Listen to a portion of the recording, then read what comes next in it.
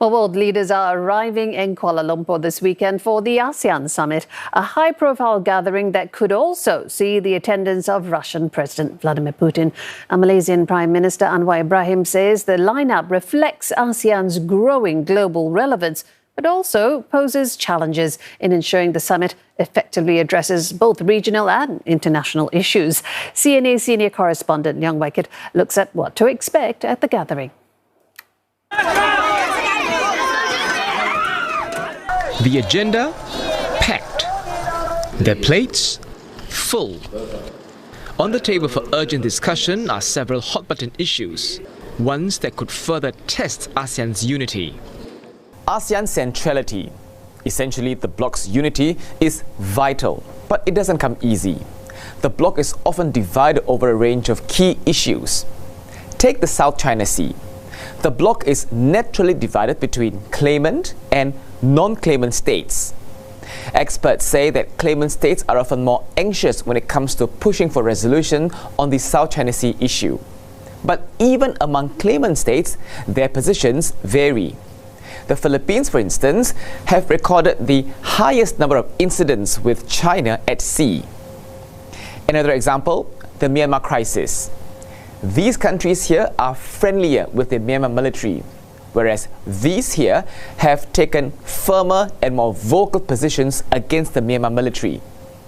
And that's why one of ASEAN's top priorities is to ensure that the bloc remains united regardless of the issue it faces. What I see has changed this year is the leadership. Prime Minister Anwar has been active in promoting ASEAN on the world stage, at the likes of World Economic Forum, BRICS Leaders Summit, SCO, etc.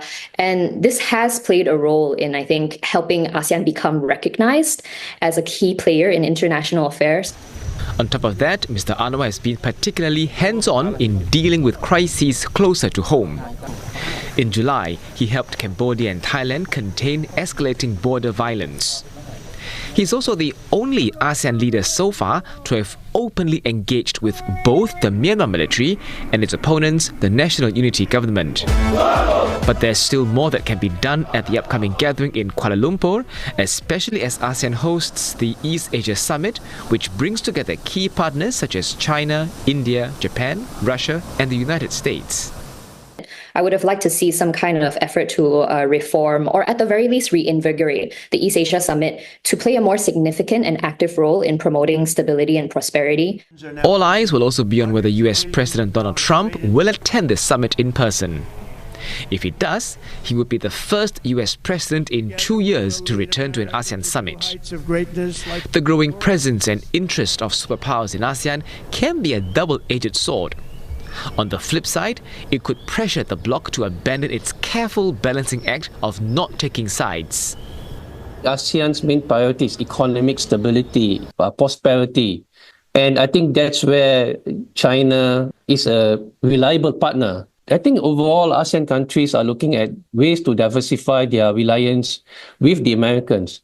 Now the point is this: as their reliance and economic relations with the Americans dwindles or diluted, the American influence on Southeast Asia will also be affected. I think that is a strategic calculus that the Trump administration have missed. Current ASEAN chair Malaysia is set to ceremonially hand over the role to the Philippines at the upcoming summit. And time is ticking for Malaysia to tie up loose ends, particularly on Myanmar, which is expected to hold elections by the end of the year.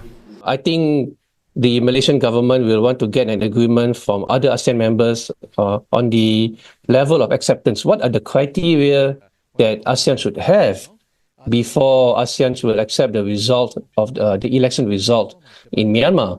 Navigating Myanmar in the future, post these elections that are being announced later this year, really, in my view, from my own analysis and take of it, would be upholding the 5-point consensus's compliance as a benchmark for further engagement. And as I mentioned earlier, engagement does not mean acceptance.